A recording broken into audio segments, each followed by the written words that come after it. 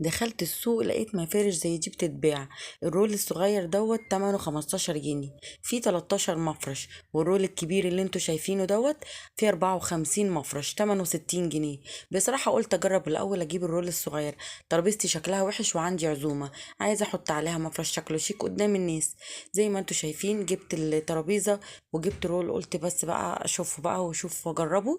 بصراحة طلعت المفارش جميلة جدا ورخيصة. زي ما انتوا شايفين متحدد طول المفرش ومتحدد على اساس ان انتي تقطعيه، ما تقصوش بالمقص. زي ما انتوا شايفين كده، بصوا اهو انا قطعته بكل سهولة. فرشت المفرش طلع جميل وكبير على الترابيزة. بصراحة عملت العزومة بتاعتي وحطيت المفرش كان شكله تحفة. بصراحة بيوفر في المجهود. لو انت عندك أكلة سمك على السفرة بتاعتك وحطيتي المفرش، تقدري تشيلي المفرش كله وترميه في الزبالة بدل ما تمسحي والكلام ده. وبصراحة في أشكال وألوان منها كتير، جربوه هيعجبكم.